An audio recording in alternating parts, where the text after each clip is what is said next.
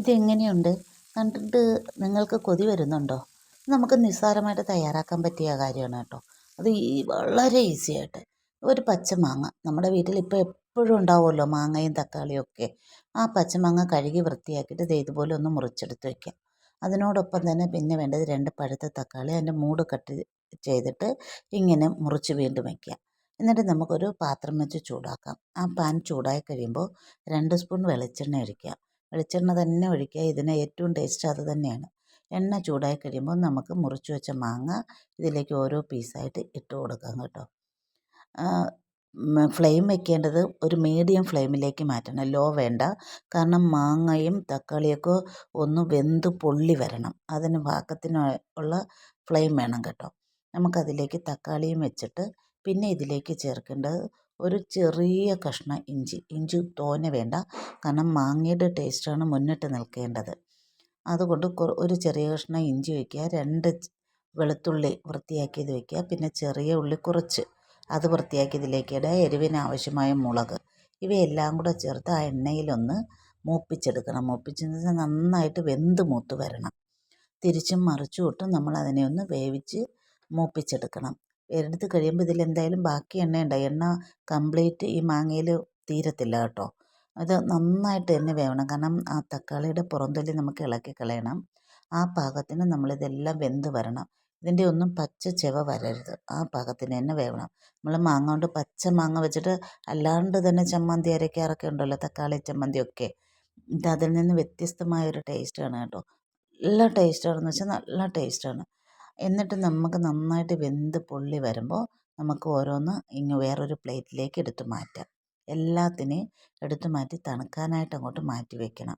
Complete കോരി എടുത്ത് കഴിയുമ്പോൾ ഇതിപ്പം അടയാളം കറുപ്പ് കാണുന്നെങ്കിൽ മാങ്ങ വെന്ത് കരിഞ്ഞിട്ടില്ല, നല്ല പാകത്തിന് വെന്ത് സോഫ്റ്റായിട്ട് ഇരിക്കുകയാണ് കേട്ടോ. ഇനി ഇതിലേക്ക് ബാക്കി കുറച്ച് എണ്ണ ഉണ്ടല്ലോ, ആ എണ്ണയിലേക്ക് നമുക്ക് ഫ്ലെയിം ഓഫാക്കിയിട്ട് കുറച്ച് തിരുമിയ തേങ്ങ ഇടുക. തേങ്ങ ഇട്ടിട്ട് അതോടൊപ്പം കുറച്ച് മല്ലിയില ഓപ്ഷണലാണ്, ഇഷ്ടമുള്ളവർ മാത്രം ചേർത്താൽ മതി. മല്ലിയില ചേർക്കുമ്പോൾ കുറച്ചുകൂടെ ടേസ്റ്റിയാണ്. ഞാൻ മല്ലിയില കൂടുതൽ യൂസ് ചെയ്യാറുണ്ട്, അതുകൊണ്ടായിരിക്കാം. മല്ലിയിലയും കൂടെ ചേർത്ത് പിന്നെ അതിലേക്ക് വേണ്ടത് ഒരു കുഞ്ഞു കഷ്ണം, ഒരു ചെറിയ ഉള്ളിയുടെ വലിപ്പത്തിലുള്ള പുളിയാണ് കേട്ടോ. എന്നുവെച്ചാൽ തക്കാളിയും മാങ്ങേണ്ട അതിൽ പുളിപ്പുണ്ട്. ആ പുളിക്ക് ടേസ്റ്റ് കൂടാനായിട്ടാണ് ഇത്ര വലിപ്പത്തിലൊരു പുളിയും കൂടെ ചേർക്കുന്നത്.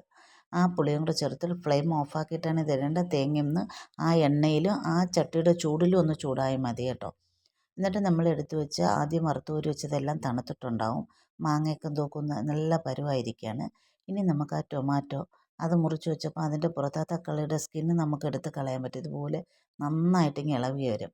അത് ഇളക്കി മാറ്റിയിട്ട് നമുക്ക് ഈ മാങ്ങയെ ഒരു ചെറിയ കഷ്ണങ്ങളാക്കി നമുക്ക് മിക്സിയുടെ ജാറിലേക്ക് ഇട്ട് കൊടുക്കുക. അതിൻ്റെ പുറം തോലോടുകൂടി തന്നെ ഇടുക, എന്നാലാണ് ഇതിന് ഏറ്റവും കൂടുതൽ ടേസ്റ്റ്. അത് ഇട്ടിട്ട് നമുക്ക് ആ മുളകും കൂടെ ഒന്ന് മുറിച്ചിടണം, അല്ലെങ്കിൽ മുളക് അരയാണ്ട് അതിൽ കിടക്കും.